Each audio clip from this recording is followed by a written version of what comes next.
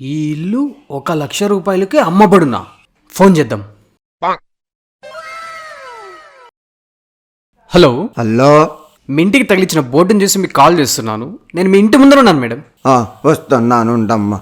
అవ్వ, నిజంగానే ఈ ఇంటిని 1,00,000 రూపాయలకి అమ్మేస్తున్నావు అవ్వా? అవునమ్మా. ఈ ఇంట్లో ఏమైనా దయ్యాలు ఉన్నాయవ్వా? అలాంటివి లేవమ్మా. ఈ ఇల్లు ఏమైనా డ్యామేజ్ అయిందవ్వా?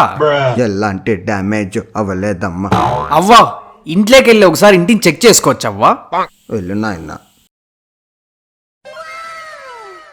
హాలు సూపర్ ఉంది. కిచెన్ కూడా సూపర్ ఉంది. బెడ్రూమ్ కూడా సూపర్ ఉంది. బాత్రూమ్ కూడా సూపర్ ఉంది. ముసిల్లానికి ఏమైనా పిచ్చా? 1,00,00,000 రూపాయలు విలువ చేసి ఇంటిని 1,00,000 రూపాయలకి అమ్మేస్తుంది. దాని మనసు మారకముందే 1,00,000 రూపాయలు ఇచ్చి ఇల్లు తీసుకునే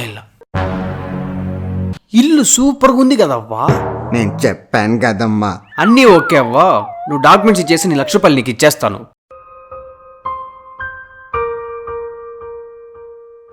అవ్వా, నీ డబ్బులు ఫోన్ పే చేసినవ్వా? సరే అమ్మా.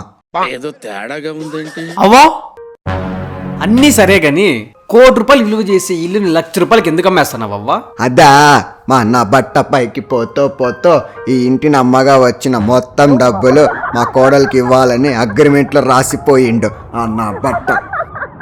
అందుకే ఈ ఇంటిని 1,00,000 రూపాయలకి అమ్మేసి దాని మొగ్గాన కొట్టేద్దాం. ఓసి నీ ముసల్దానా, ఇంకోసారి కరోనా వస్తే ఉంటావో పోతావో తెలీదు. నీకు ఇంత తెలివితే ఎట్లా?